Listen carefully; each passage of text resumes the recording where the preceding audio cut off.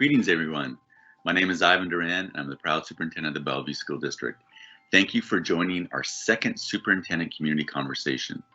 The purpose for these conversations is to help bring our learning community closer together by hearing directly from our students, our educators, staff, and families.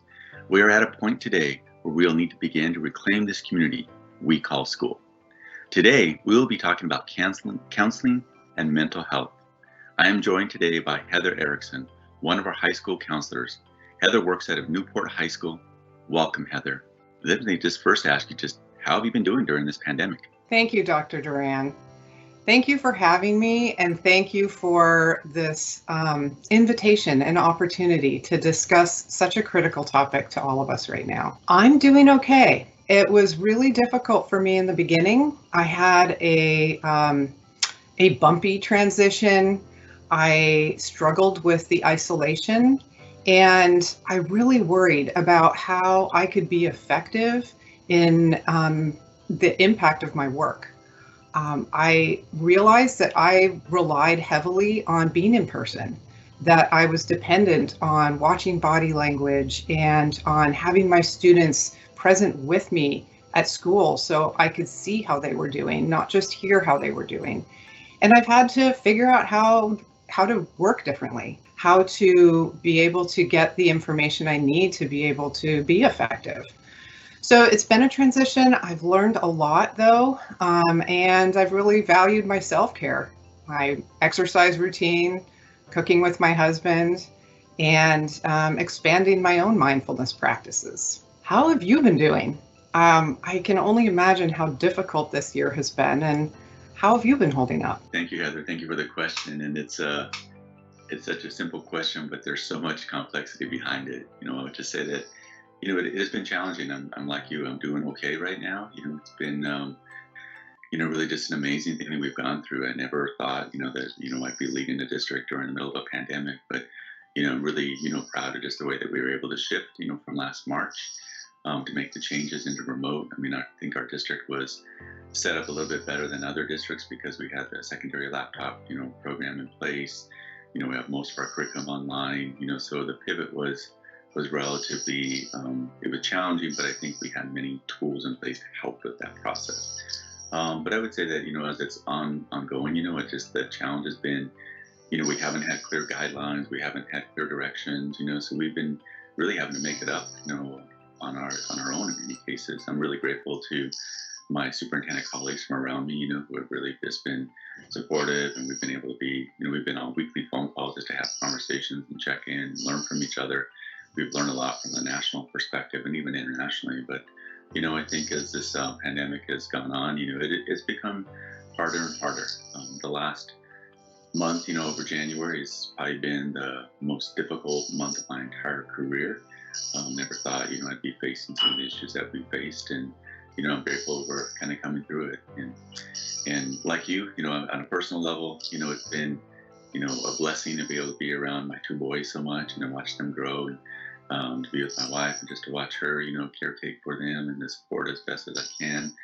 We went from watching, our oldest, Mateo, beginning to walk, in April, to now literally running, so that has been definitely a blessing, but also really trying to make sure to just take care of myself, especially during this time, to, working out, having good food, and just make sure I'm doing those things. So those are things I continue to do. And, again, we're not through this yet. We're still trying to get through it as best as we can, and we still have a long ways to go. I'm glad to hear that, Dr. Duran. It's important to have celebrations and gratitude moments in the midst of our challenges. As we start our conversation today, I just really want to express my gratitude that through your leadership, our district has prioritized student mental health and well-being. I know we have had very generous funding from the Bellevue Schools Foundation, and for that, I am also very grateful. There are counselor conversations about how to support students going on in each building, and I'm curious about your thoughts for a district-wide support, how we support our entire learning community. In thinking about our district vision, what are your long-term plans for building on the support we already have in place for student mental health and well-being? Yeah, thank you. That's a great question. And, I think just to go back a little bit, one of the things that really impressed me about our community and, when I came here to Bellevue is our focus and work on social emotional learning. We've been a leader in that space and we've been doing, so many things that we have curriculum from, pre all the way up through 12th grade, for our students. And I think that's important. A couple of years ago, we added an elementary council to every school. So, student emotional well-being is just something that is very important to me, something I believe in, and just feel like it's one of the basic needs that I think for many years in education is overlooked. And so moving forward, I really feel we need to do more. I've really been really conscious, around how our students are doing during this pandemic, and I hear a lot of different perspectives. And as I talk to students and talk to families, I just know that many of our students are really struggling. Remote learning hasn't worked for them. We're seeing our students suffer from an academic level. We're seeing students struggling with connection. We're seeing them, struggling with even engagement in the classroom. And, I remind people all the time that we're human beings, but ultimately we're social beings, so we're designed to be around each other, so moving forward, I think we need to really be thinking about what I call revive as we come back into the fall and thinking about what we're going to do to really revive some parts of our educational system. And that's going to include, I think, adding more resources and support to the mental health teams. So that's going to be really critical for us to put in place. I think we're going to have to spend a lot of time listening to students and really ensuring that we're hearing what some of their greatest needs are and then being able to adjust. And, like you said, I'm really grateful to our foundation who has helped us in so many different ways, but I feel our entire community is supportive of this. So, we're going to continue to think about how we can build and expand on the services and resources that we're providing to our students. Those are some really good ideas and really inspiring to hear. I'm wondering what that looks like with respect to our staff, to our teachers. As I think about, what the support looks like for our staff, I also feel everything that I said about students really applies even to our staff and our educators. I know we've had many of our staff members that have been serving our students going all the way back since March. And, we've had many of our staff members who have been serving students, here this year, from students who receive special education services to language services to childcare, and all of it has just been taxing. I know that as we continue to move forward, many of our staff members will remain remote. And so I think we have to think about it from a couple different angles. I think we have to think about how do we support our educators who are in remote settings and are serving our students, through that educational transmission. And then I think we also then have to think about how we're supporting our in-person staff, because the staff starts to return. I think probably the greatest thing I've heard up to this point is just a lot of concern around fear and a lot of concern around safety. People have been relatively isolated over the last several months, and now that we're asking them to come back, we have to really make sure that we're helping our staff understand, all the different risk mitigation that we have in place. We have to make sure that we have immediate follow-up when something that isn't in place. We have to make sure that, other ideas and concerns are brought in. So I think a lot of what this looks like is gathering multiple perspectives, hearing from people, making sure that we have really strong systems in place so that information comes to us quickly so that then we can respond. And then I think for the long term, supporting staff, again, I think it's going to have to be a part where we spend time talking to staff.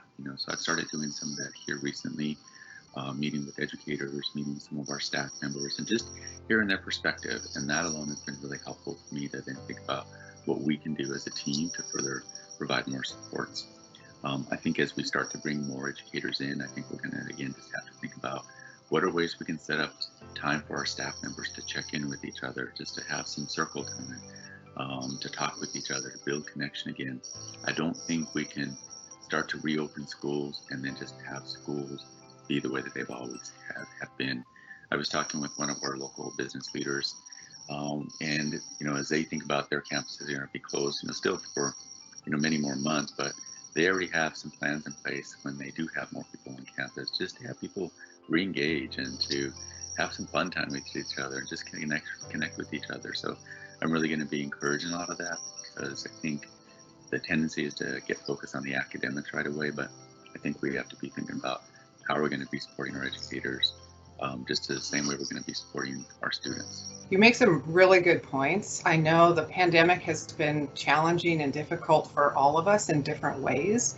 And I think we have really learned the value of communication and collaboration. I'm curious as to how you will incorporate and gather the voices of students and staff in planning the steps going forward. Gathering multiple perspectives is so important during this time. I think we do a really good job, in the central office of coming up with some good ideas and building suggestions, and rolling some of that stuff out. But I think we're at a point now where we need to spend a lot more time talking with our key stakeholders who are students, and then talking with our educators and staff, talking with our school leaders. And so one of the things that we've been doing some student focus groups recently, and that has been really enlightening for us to just get our students together, have some conversations with them. And I think with being a high school counselor, our students will tell us the truth. They'll tell us exactly how they're feeling. They'll tell us what they need, and so we've heard from many of our students. Many of them want to come back, to more in-person services. They really miss the connection to their peers, their connection to their educators and school leaders. And so we want to make sure we're doing that. We also started up a student advisory group this year, and that's made up of students from all of our secondary schools, and we've been gathering information from them. And so they're going to be a group that I'm going to be able to go in and check in regularly. When we come up with plans, we'll be able to run it by them. We'll be able to ask for their own input and ideas. And then the other thing is that we've started up, we've had the Student Superintendent Advisory Group. It's a community group that's been organized over the last several months, and they've been looking at our budget, our strategic plan, really understand, what are the things that we're trying to do. That group is made up of students and parents and educators and staff members, business leaders, nonprofit leaders, and they've been really, really helpful for us because they've really been, wrestling with some of the questions that we've been wrestling with, and they're going to be coming up with a set of recommendations that we're going to take into consideration. So when we get those recommendations, one of the things that I want to do, one of the things I can already tell you is I know that mental health and wellness is going to be a really top priority. And so I want to make sure that we take that as a top priority, and then we talk to, again, key stakeholders to get some ideas around what are some things that we can do. If we add more counselors at the secondary schools, do we need to add more at the elementary level? What are things that we can do to better support our students? So we're not going to be making some of these decisions in isolation. We're going to gather this input and then spend some time gathering more input from other people so that we can really make sure that we put in plans that will be long-lasting and long-term. I'm interested to hear what those ideas are, and really interested to hear what the students share.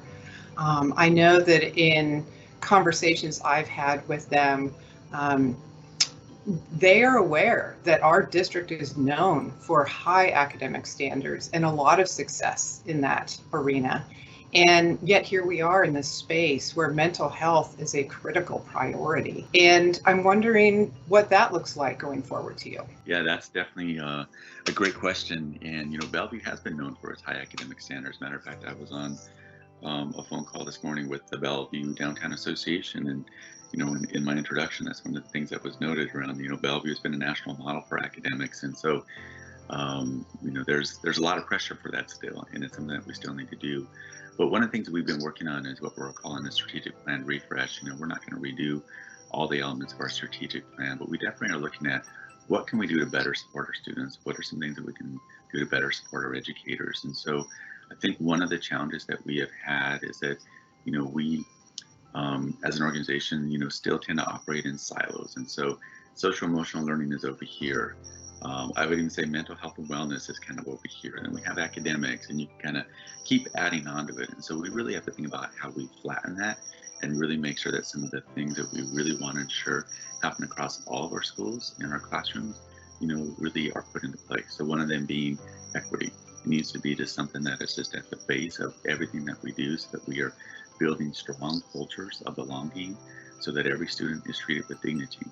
I also think we have to incorporate more of the mental health, wellness, and social emotional learning into the academics, because it shouldn't be something that is totally separate. I don't think an educator should have to stop all the academic pieces in order to do the social emotional work. And so how do we incorporate that into our curriculum in a better way? How can we better engage our school teams to come up with ideas that become more of a reality for our students? So I really believe that we're going to have to really just spend more time thinking about how we flatten out parts of our organization so that we can build these things into just, this is how we do things. This is how we can, make our students more successful. I've been reading a book here recently that's really making me think about this idea around belonging.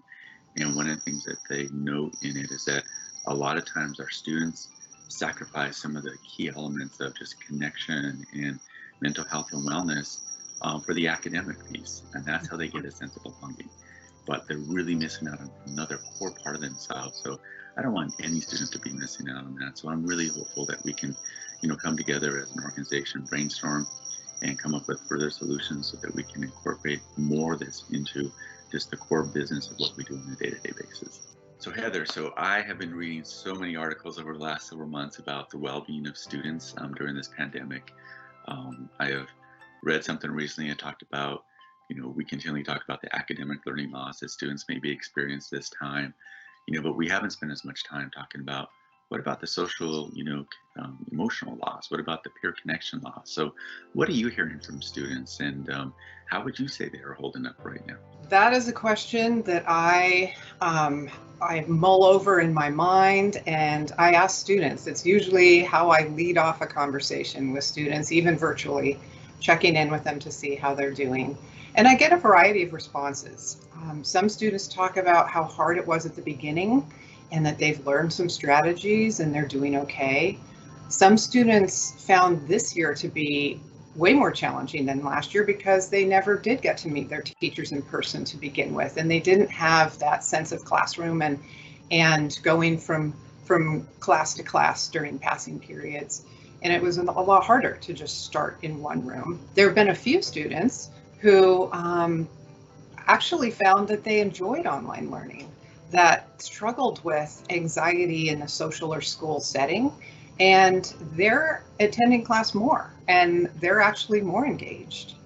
And then, there's the group of students that we've been working with for almost a year now, those who need that structure, those who need the routine, who have a very difficult time focusing and attending to class when it is just in one room in one place on looking at a computer screen.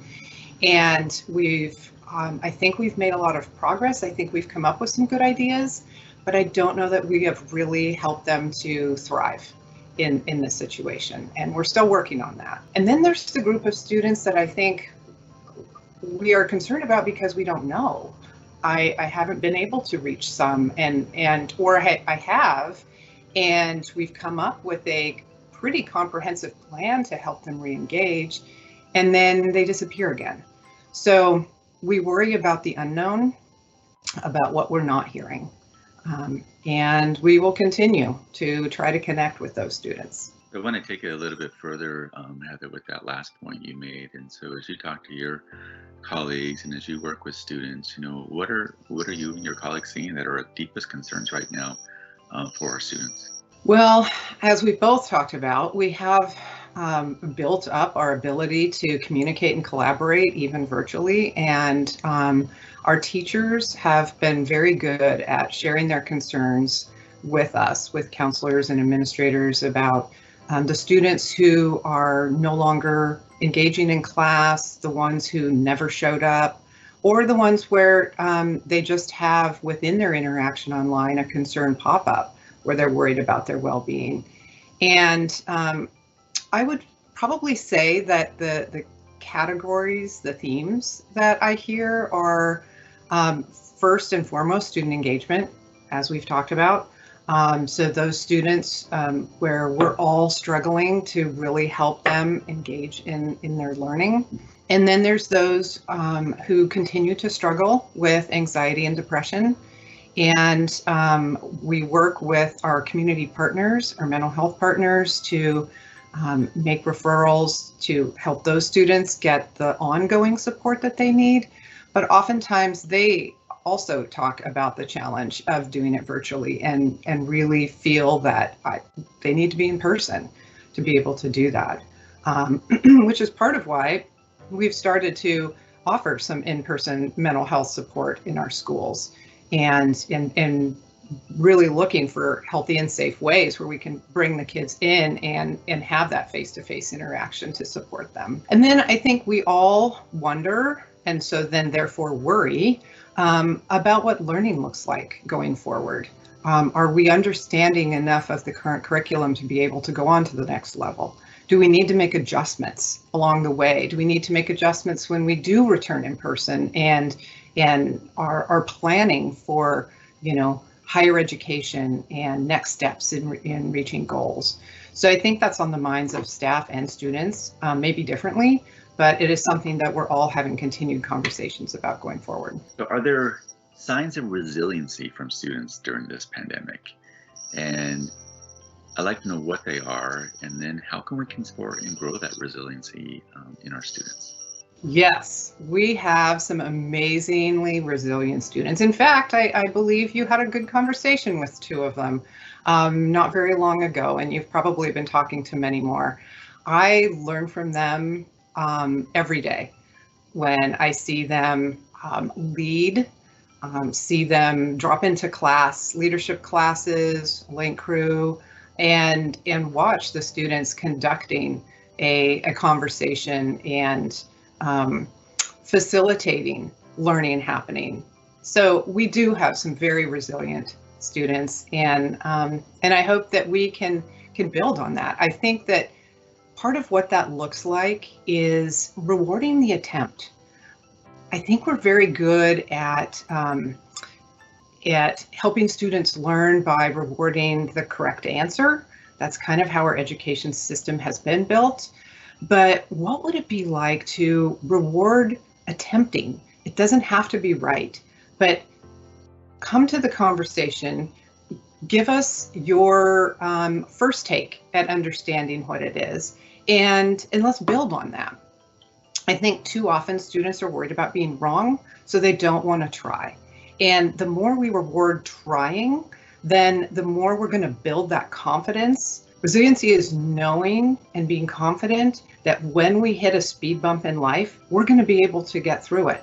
We know because we did it back then in the pandemic, we were able to get through that. So we know now in our college class of 400, where the teaching style doesn't match my learning style, I'll be able to learn because I have strategies that I learned back then. And I think that that's the heart of resilience that we need to not only model as educators, but also to just build up in our students. Well, I really love that. I love that idea of thinking about, what would we do if we, if failure wasn't an option? In the work we've been doing around grading, we've talked a lot about, one of the equitable grading practices is removing failure as an option. What if we literally remove failure as an option so that, our students, and I would say our educators and our staff just could take more risk and to try things. I think about just from the business and scientific world, how many people have taken that risk and have ended up really discovering something pretty amazing, in our world. So that's just a really great way to be thinking about how we can keep framing that conversation moving forward. So I've got one more question for you, and I want to put you on the spot here, but I want you to think about, the input you would have from your other colleagues, and knowing that, we definitely gather some stakeholder engagement. But as you heard earlier, we know that we are going to likely add more resources to mental health supports for our students. And so if you could wave a magic wand and put in place the ideal system of supports for our students, what would you add or change? What would you do? The magic wand question, which I think is so empowering. And I think that's a huge piece going forward, is we need to be empowering each other. We need to find ways to keep dreaming, to keep visioning. And so let's see. I think I would start broad, because we see in the things you've been reading, in the conversations we've been having, that this issue is not isolated to a tiny group of students. It is something that is affecting many. And so our intervention needs to serve many. I need to take a moment here for a shout out to our social emotional learning leaders. They have done amazing work in building that curriculum and getting it out into all the schools at all the different levels. And we need to keep working on that because that touches every student and gives the students not only an opportunity to learn, but opportunities to teach. And there within that is empowerment. And then my vision, something that I've been thinking about for probably the last year, is what would it be like to create a counseling and wellness center in each building? I've been imagining that it could be a space where students could come when they need to de-stress. We would have mindful activities, we would have opportunities for students to reflect, maybe journal, maybe engage in an activity to see if that works for them, maybe to learn other activities that could help them de-stress, help them learn more about themselves and what their wellness looks like. It could be a space where students could have individual conversations with counselors, school counselors, but also community mental health counselors. We could have our community partners come in to our space and be there for their sessions. We could be able to provide other aspects of wellness, resources that students and parents need. And it could be a space for parents too. We could have parent groups of small groups where there could be a conversation, there could be support, there could be maybe a topic that the parents discuss together that is something pertinent to their lives and the lives of their students.